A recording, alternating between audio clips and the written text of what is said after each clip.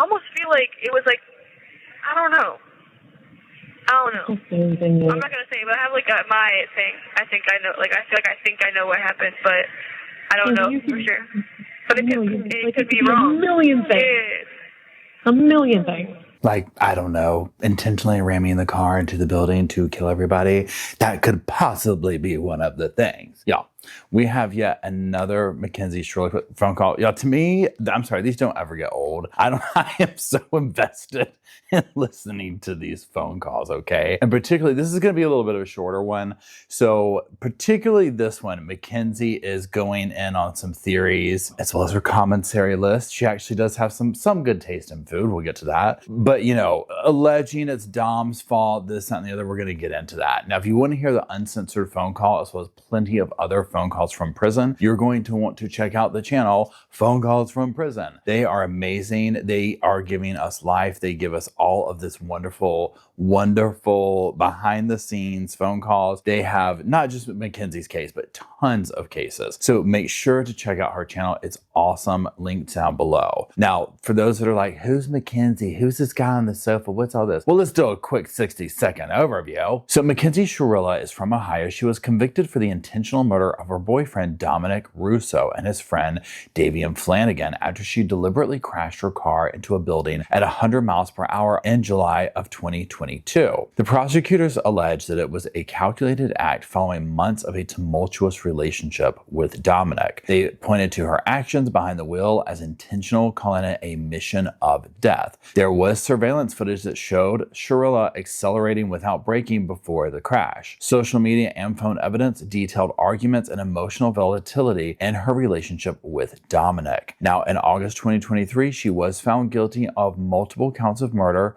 felonious assault, and aggravated vehicular homicide. She was sentenced to life in prison with the possibility of parole after 15 years. And since then, like I said, Phone Calls from Prison has been getting these phone calls for us, and we've been hearing kind of behind the scenes of it. And it's given us a lot of insight. So what we're going to do is listen to a few of the highlights from this one, and I'm going to offer my commentary. So go on, get your seatbelt buckled up, get your cup of coffee, and let's jump into today's video.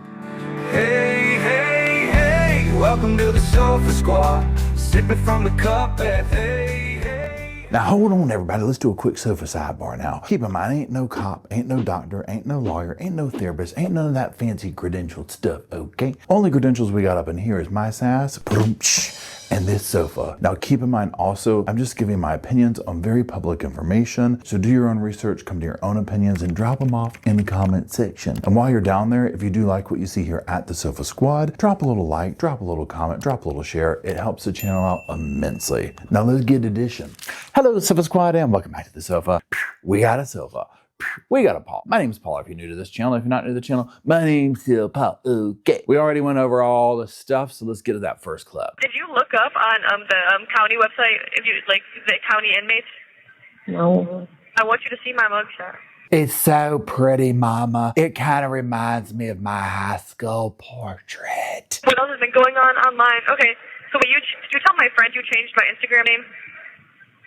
No, but I'm sure they no. Well, I don't think anyone really knows that that's me. Why not tell them? Yeah, you should just make a group chat for like Kenzie announcements. I did. Oh, really? Yeah, that's how I sent the app for the video thing. Who's all in it? Your ride or die. I'm trying to get Paul's number. I sent him a message on Instagram. From my account? I get the vibe from all these phone calls that we've listened that she views her mom as multiple things, but in this scenario, it's almost like her publicist. And in a sense, her mom's kind of acted as that, right? Now, some of that's normal. It's like, okay, she's, you know, her daughter's lifeline to the outside world, but she has her mom changing Instagram bios, helping write this, helping do this, posting this, blah, blah, blah, blah, blah. And I guess, you know, if you sit here and, you know, take out my bias and whatnot against the case and against Shirilla, you know, she's a young person, you know, everyone's invested in social media. And so this is her way to still stay involved with that. I get it, right? But it's just so odd to listen to how they team up in this publicity type manner through these phone calls and the evidence that we've come out. You know, other ones have shown the way that she's hoping that Kim Kardashian will pick her case up and this and that. The mom and daughter seem to be very infatuated with Infamy. And they said something that just like got me thinking. Like they was like, Kenzie, I thought I would sleep on the couch with Dom all night, but Dom wasn't. When Paul got up to see where everyone was, Dom wasn't on the couch with me at 4 a.m. So where was Dom at 4 a.m.? I just think about that all the time. Where was he? I don't know, and that just like weirds me out. Like Yeah. that just like makes like so many more like possibilities of what could have happened. Now, one of the things prevalent in this particular phone call and in general, obviously, so Dominic Russo, the victim, her then boyfriend, tumultuous relationship. People who know Mackenzie, oh, she loved him, she did this, she loved him. And I'm sure there's a part of her that thought she did and did. Now, remember, these are very young people. They haven't made it through life yet to learn the variations of love. You know what I'm saying? You know how like in some of your relationships, you might have thought it was love at one point, and then you get older and into a different relationship or whatever, and you're like, oh, wait, you know what? I thought that was love, but that was infatuation. That was jealousy. That was this, but this is actually whatever, right? And everybody's different. That being said, this is a little insight for me, at least, into hearing her like, well, I got up at 4 a.m, he wasn't there, and I always just wonder, what was he doing? Blah, blah, blah, blah, blah. I feel like Mackenzie was the type person that questioned everything that Dom did. It's like, this isn't like a, is he okay? It's a, is he cheating? What's he doing? Where'd he go? This could have been this could have been that, blah, blah, blah, blah, blah. Now, another thing we're getting ready to hear is her talking about, you know, not having memory of the day and whatnot. And I 100% get that. You know, she probably went into shock, even though she was talking to officers and stuff like that. I mean, that's very traumatic. If you've been in like accidents, wrecks, stuff like that, I've been in one that's like the most, say, traumatic one I've been in. Yeah, things are blurry to me. So I get that it was nowhere near this kind of accident, right? But these are just the little snippets into what life was probably like with their relationship and her level of mistrusting. I don't know if Dom was the same way to her. I haven't seen that. I'm not, obviously, he's not here to speak for himself or make phone calls and have them recorded and whatnot, and we can dissect them. So there's that. What the heck? You've seen the text message where he's like, I don't even fuck with Blair. Yeah, like he would drop him in a second. Yeah, that's a real good friend, Dom. Mm-hmm. I miss him still. I don't care. I know you do, baby. I know me too.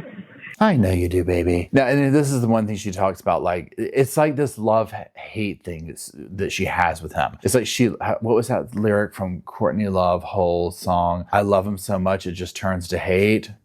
Bingo. It's like, this is the vibe this gives, right?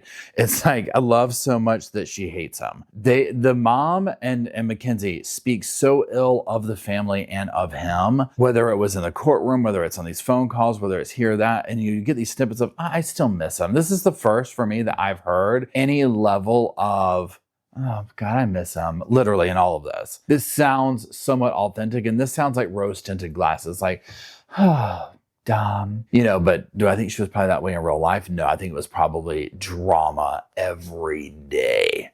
My little nug. Yeah. Poor Paul. I feel bad for everybody. Yeah, me too. I do not know how you survived that crash, Pumpkin. I'm Neither so do I. glad. Like, I don't even remember being coherent. Like how they were saying I was like answering questions. Like, I don't remember that. Like Right. I don't remember any pain from the accident. I don't remember, like... How did you even end up in this? Like, how did you even get... I don't understand. I can't even go there. I was, like, folded down. Yeah, number one, how she survived it is beyond me. And she ended up in some weird, crazy position because she was going 100 miles an hour, right? I mean, the car was just destroyed. This part right here, and this is what I was just talking about, where she's like, they said I was coherent and talking. I mean, I believe this, right? I think you would have these kind of gray blackout zones, especially a wreck like this. 100%. That being said, I think she still remembers parts that she's not going to say because it would, you know, she's not going to sit here and ever say, oh yeah, I did this on purpose, right? No, that's not what's going to happen. Nobody in this situation would, even if it was right, wrong, or indifferent, right? She wants to get out of prison. And I mean, if you follow my videos in this, I personally do not see that happening for her. I almost feel like it was like, I don't know. I'm not gonna say, but I have like my thing. I think I know. Like I feel like I think I know what happened, but I don't know for sure. But it could be wrong. A million things. A million things. This is the part where she's trying to figure out like what happened that night. We're getting ready to get into the victim blaming part here from her to Dom of trying to figure out what happened, because she's coming from the standpoint like, what happened? What caused the wreck? I don't have any memory. That part I do not believe. Like, I feel like it was another incident of like Dom doing what he used to do all the time in the car. Right. That's what everybody kind of feels. But I don't know if that's even true, because like, why would he do that with Davion in the car? Because he used to do stuff like that with other people in the car. Remember? True. With Kendra in the car. Yeah. Because he was like screaming at me because I dropped the blunt in the car. And he didn't want it to burn his car, but I like was trying to get it. Who was in the car? So you hear this right here, where then what they're so to me, and if you know more details about this case and whatnot, but what I think she's saying is that he would go off screaming and yelling at her. Do I know that to be true? Who knows? It could be, right? I don't know. He's not here to speak for himself. But what it sounds like is she's describing almost like he was going off, but it made me wreck. Now, what I could see happening is, let's go down this rabbit hole for a second with her. Pretend they were in the car, and whatever is going on, they get in some fight, and even though the friends in the back say, oh, it doesn't matter, this, that, and the other. And she's sitting here going like, oh yeah, well, I'm gonna effing hit this, I'm just gonna effing kill us all. I feel like a volatile situation went down. She was scoping it out. Because remember, there's evidence of her going and checking this place out beforehand, right? Some premeditation, if you will. And I feel like there could have been some level of an instigated argument, whether from her or just the natural ways that be. And maybe she knew this spot was there for this moment. I don't know, right? But I feel like something like that went down. And because the relationship, my understanding, was gonna be ending, but that was probably an ongoing, on again, off again type thing. But this was not going to be going the way that she wanted to. And it was almost like if I can't have you, nobody can. And then he was like speeding really fast trying to scare us. Mm-hmm. Dude, Kendra should have said something about, like, we should have Kendra say, like, man. Just wait. That's what I mean. If we have to appeal, we'll be fun. Just wait. Let's hope that the judge makes the right decision and that she can see. Okay? That's all. Oh, the judge made the right decision. Trust me, that's why she's got a life sentence in prison. Okay, but again, you're hearing this. They haven't even gone through this. If we have to appeal, well, he was speeding and scaring and doing this. And again, I think there was a mix of all the stuff going on. I think she was doing that. And there's also a whole thing of like, these are young people. Think back to when you were like younger or whatnot, where you are invincible. And do we ever really understand the finality of death? We start to realize it, I think, as we get older and see loved ones and people pass away and understand the permanency of it. But this kind of volatile situation right here of like, I'm upset now, I'm going to get revenge, I'm going to do this. I just don't think young people, especially like someone like Mackenzie, understands the gravity of, okay, this is it. There is no proving your point. You're all dead, right? And it doesn't sound like she has gleaned any knowledge from that. It doesn't sound like she's learned anything. Now, mind you, this is like almost like 3 years old at this point, these phone calls. So who knows what type phone calls are going on now? I don't know. I mean, like, yeah, but they said there was people gonna put broomsticks in my butt and stuff like that, and like, what the hell? And like they was gonna try to bitch me right away and shit. Like none of that is going on. It might be on the other floor. But I need to get the fuck moved off this pod. Why? So you can deal with that? You want a broomstick up your butt? Here's the thing too with Mackenzie. She's trying, and now this is just my opinion. She's trying to be all hard. Like, I want to get in general. I want to be in gym pop. F this PC floor. And you're going to hear her talk about a couple of things in a minute. That's why she doesn't like it. She complains about a lot of the behaviors from the people on there. And, they said it was going to do this, but no, it's not like that. It's not like that. Now, I don't know what kind of situation is going to go down in a female prison with somebody like her. I think she's going to fit right in. I think she's going to get in there and scheme and hatch and do this and, do her little thing and have her little commentary money coming in from people and whatever. Be somebody's girl. I think she already has a girlfriend or did or something. I don't know. But listening to her try and be all tough is so cringy to me, right? Because it's just like, it's almost like a perpetual person who never will, and I mean, granted, she's still young now, but it's like they never move past a high school mentality, right? Of just like what that life was like. They never move past that. And then here you go. They've entered into this now and they're going to be forever frozen in that. And I think she'll be just, happy as can be. Honestly, at this point, I'd almost rather deal with shit like that than deal with like crazy people. I don't like people that are slow. I don't like them. I don't want to be around slow people. I know. I don't want to hear like weird laughing at night. I don't want to hear someone being ma'am every single night. It's annoying as fuck. Like she almost got me starting to be like ma'am. So this is the thing, that she's near somebody she can't stand. And you hear, I don't like slow people, but there's a lot of people who would listen to the way Mackenzie talks and literally be like, girl, the call's coming from inside the house. Okay. Hate to tell ya. Yeah. But I'm hungry right now, so I might just like go in my room and eat a pack of cookies. Finally, the one thing that we can all, at least me, agree with her on and be like, yeah, girl, I feel that. I'm gonna go lock myself in the room and eat a whole bag of cookies. Okay, with the unexpected common ground with Mackenzie Shirilla. Yeah. Did you save your juice or did you drink it? No, she gave me the reason. My body starts malfunctioning when she does that. I forget what it is now. Somebody said it's some kind of hidden language. It's this, and somebody deciphered it one time. I still got to go watch those videos because they were like deciphering what she was saying in the hospital in front of cops to her mom, talking about, should I make up that I had a seizure? Should I do this? You know, or whatever. Talking like that on the phone, I would be very curious to know if they still do this or not. Because to me, this is such red flag material right here. And especially with these being as public as they are, you know that the whoever is listening to this, and you know they've cracked it very easily, right? It's almost like just where you speak backwards a little bit because she does it so quickly. And the mom seems to know what she's talking about, but surely, hopefully she has quit doing this. In here? Mm-hmm. That's what it said. They got hot Cheetos too. They told me they wasn't no hot Cheetos. Well, a hot Cheetos girl. You know what, with this clip right here, and I don't know if y'all know this girl or not, but as soon as she said the hot Cheetos thing, I was like, oh my gosh, Mackenzie is that caricature. There's a girl on TikTok, and y'all, if you know or whatever, drop it, who does her whole shtick, at least it was before, I don't know what she's doing now, was the hot Cheetos girl. She's like, and this is how the TikTok would go. That one girl in class before the bell rings, and her whole thing is she's doing the thing, and like somebody looks at her and she's like, you know what I'm saying? She's pulling all the stuff out of her bag and spraying herself with a body spray or whatever. She's a self-proclaimed hot Cheetos girl. I was like, that's what we have here.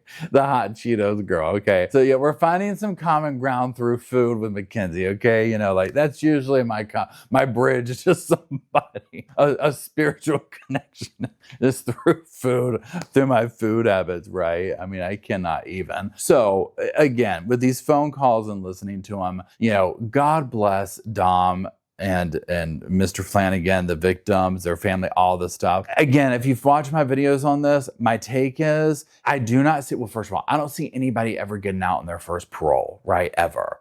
Now granted, she's very fresh into this, right? So there's that. Even if she's looking at like, well, I'll do parole and then do another few years, maybe 20 years, right? I mean, number one, when you're this age, imagine doing 20 years in prison. Imagine doing 15. Really, even 5. This is such a formative age. Now, mind you, and I'm just gonna have to say it, she is probably going to get stricter. How would you say this? Tough love, life skills lessons in prison than she would get at home. We've heard the phone calls. We see the zero accountability, the excusing away, the this, the that, the other, right? And so this is where if she chooses to make prison a launch pad to become a better person and look within and learn some lessons and make some life changes, she might be able to. And I do think that's one reason why the judge gave her a life sentence, but gave her a chance to say, I will give you a chance. You're a very young person. Everyone has the possibility of change within them, right? Work with me on that. Okay, with a caveat. But I think that's why the judge did this. Here's your chance. You can use this to become a better person and take this horrific thing that you caused and turn it around, whatever. But what we're hearing in these phone calls, I'm like, oh, she doesn't stand a chance, right? The parents are excusing everything away. They're coddling her. It's everyone else's fault. It's Dom's fault. It's the state's fault. It's the judge's fault. It's Dom's parents' fault. It's everybody else's fault. You are the victim, Mackenzie. Bless your little heart. And that will keep her in prison for the rest of her life. So what do you think? I'm curious to know. Drop it on in the comment section. And while you are there, if you could drop some little pillows off for Mr. Roscoe, Bo and Luke, and you, the Sofa Squad, who is making the channel possible. It wouldn't be here without you, and I greatly appreciate it. Now, until we meet down in that comment section, do all this stuff we've been talking about here in this video, I'll see y'all soon. I just wanted to say thank you again for watching the whole video, and also thank you for being part of the Sofa Squad. Special thanks to all the Patreon members, channel members from both of my channels, everybody who likes, shares, subscribes, comments in the comment sections. It helps the channel out so much. Now, don't forget, I do have that other channel, the podcast channel. That's where we go live, we hang out, we talk. We have kind of sort of a schedule, but just be sure and check it out. I'll put it up here on the screen. And then, like I said in the beginning of the video, if you want to follow me and Roscoe on the Instagram, go on, check it out. It's right here on the screen again. But once again, thank you very much. I really appreciate you being part of the Sofa Squad, and I'll see you in the next video. Welcome to the Sofa Squad, sipping from the cup that hey, come laugh with the Sofa Squad. Can't roll my damn eyes hard enough.